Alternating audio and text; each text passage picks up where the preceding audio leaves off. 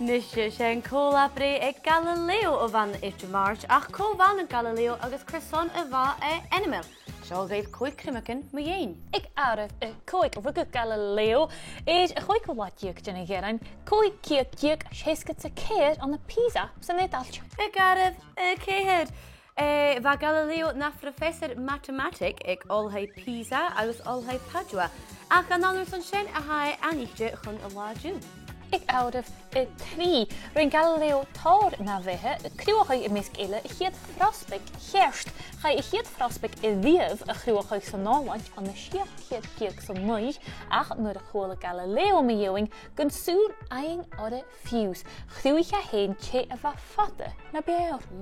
Per sin ag áirih gá a cleachcaig a frospaig ag a héin thuair Galileo lorug táir bhutan ans na spéirin na misc ba glín agus beantan ag a dhealaigh.